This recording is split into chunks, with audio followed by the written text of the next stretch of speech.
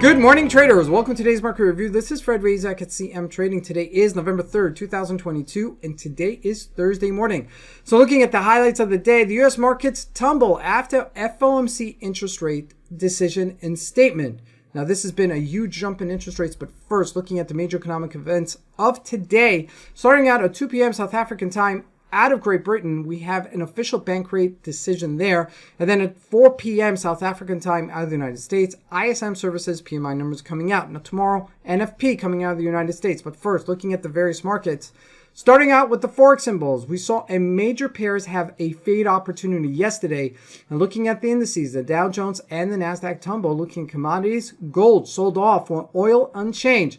We look at stocks, Facebook, Amazon, and Google all make new yearly lows, becoming very interesting. And lastly, Bitcoin unchanged. So let's take a look at the markets and see what we can expect from today's trading.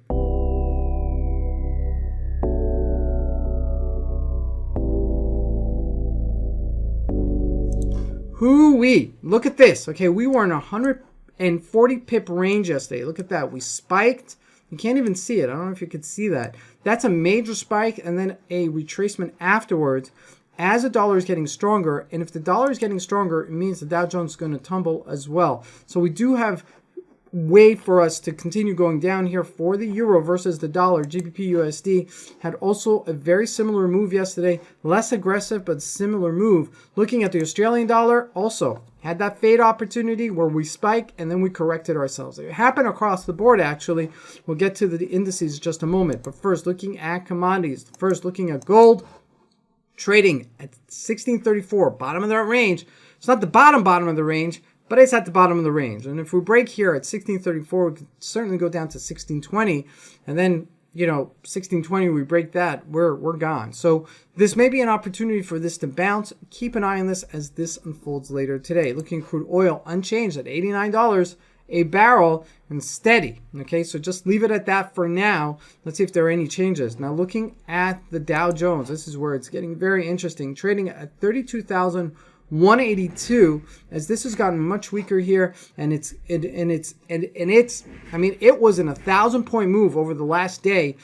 We went to 33,100 and now we're at 32,100. That's 1,000-point move. Unbelievable move for the Dow Jones. So if it does break this area, this is a supreme area. 32,000 is very important. We could see it going down to 32,100. Now, before we get to that, let's take a look at the NASDAQ and then we'll take a look at the stocks. NASDAQ also week to week. Let's look at a daily on its lows, getting lower. Now, this is where it becomes very, very disconcerting, because if we look at the big companies like Facebook, like Microsoft, and like Amazon and Google, we'll see some really very, very scary pictures, very scary graphs. Looking at Amazon making new lows for the year. Looking at Google making new lows for the year. Looking at Facebook making new lows for the year. This is disconcerting. This is making me kind of like shiver like this. If the markets are going to continue selling off like this, it's going to bring down the indices. Now, it seems next week is midterm elections for the Democrats versus the Republicans. It's a really telling sign as to who's going to become the next president, okay? Because it does change the map of the demographics in terms of Republicans versus Democrats in terms of the Electoral College for the next presidential election. And obviously that's a very, very key presidential election.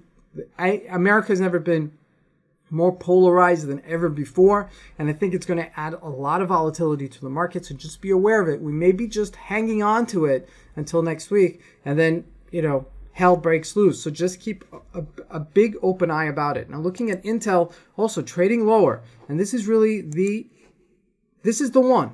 This is really the one. Cisco and Intel both are the ones here to keep an eye out, okay? We haven't covered this in a while, but I'm going to cover it. Alcoa also tumbled yesterday from $41 down to $37. That's a big loss for Alcoa. And if these guys start testing the waters on the downside, then we could see it sell off. So just be aware of that. Now, lastly, looking at Bitcoin, unchanged, 20,500. Not doing much. So let's just keep it as is. This is Fred Razak. I want to wish you guys a great trading day.